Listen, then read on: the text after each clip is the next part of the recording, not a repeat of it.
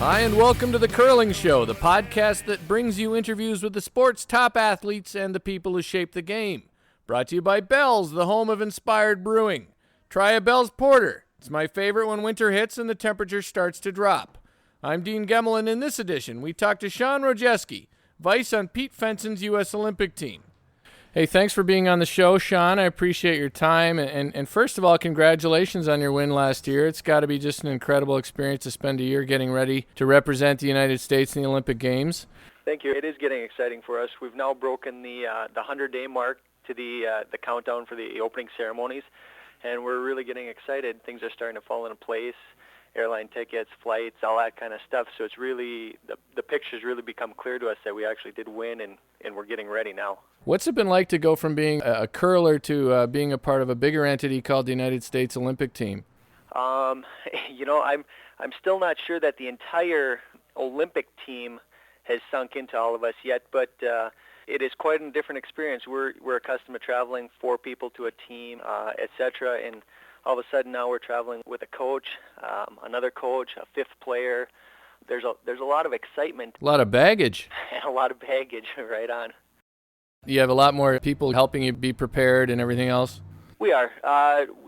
We've got our normal coach that we've been working with for several years, and then Ed Lukowich from Calgary has come on as a athlete development director for the last couple of years, and we've got to work really closely with him since we've won the past 2 or 3 years. So the relationships with the coaches are phenomenal, and with our 5th person, we've played on and off together for several years. So it's actually a very good fit for both the team and the support staff that's going along with it.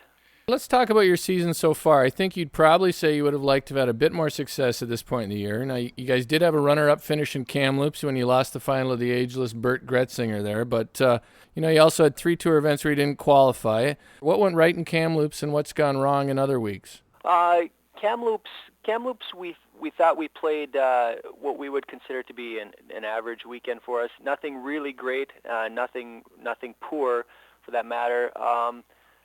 For us, we've gotten really accustomed to the ice that's at the Grand Slams and our national events and a lot of the tour events up in Canada.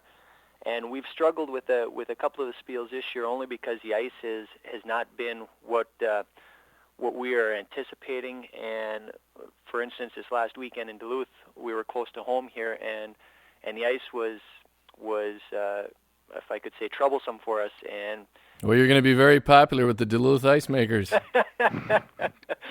But carry on.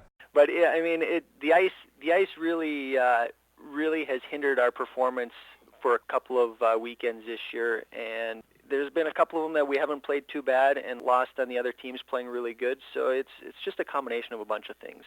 You talked about Duluth last week, and you guys obviously didn't have a great weekend. Do you think teams in the U.S., though, are especially geared up to play you guys, knowing that they have a chance to beat the Olympic team? That is absolutely correct. We have the proverbial target on our backs, so to speak. Everybody's always looking to play the national champions and to beat the national champions, and this year seems to be just a little bigger because not only is it a national champion, but we're playing the Olympic team, and everybody seems to play really good against us and always want to beat us. Hey, I picked up the new Black Book of Curling at blackbookofcurling.com, and you guys are rated number 15 in there. You had a good run at last year's World Championships, but despite all that, do you still feel like you have something to prove when you go up to Canada to play in an event up there? I don't think it's really anything to prove per se. We've been playing in Canada on the fall tour events up there for several years.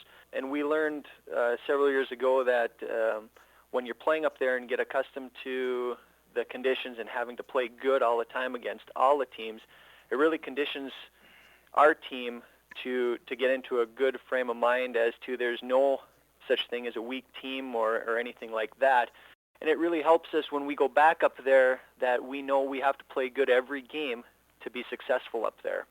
And it really makes a team focus that when we leave for the weekend, we can't go up there and have just a so-so weekend, or we're not going to win any games. Yeah, I mean, I think it's great that you guys are going up there, not because I think all the best curlers are in Canada, but there's just more of them up there. There's more of them, and every bonspiel has got top name teams anywhere we go in Canada. Right. Hey, over on the Curling News blog today, curlnews.blogspot.com, there's a post about Ice 2005. This is a show they're going to have on NBC that features luge, skeleton, bobsled, and curling. Did your team play Cassie Johnson's team for the show? Is that what we're going to see? We did. We played them Sunday afternoon in Duluth. Had 2 foreign games against them. It's a first for us down here to put on something like this, and especially for the NBC program coming up. And it was a lot of fun. It generated a lot of excitement. Both teams were really into playing the game, and it should come over as a phenomenal event. Did you tell them there's no place for jokes about cleaning the floors at home and stuff like that? We did not. You didn't tell them? No. Did you ask the lugers? Did you tell them if they make fun of curling, I'm going to ask them what's up with two-man luge? We will. If two-man luge is a sport, then curling's definitely a sport.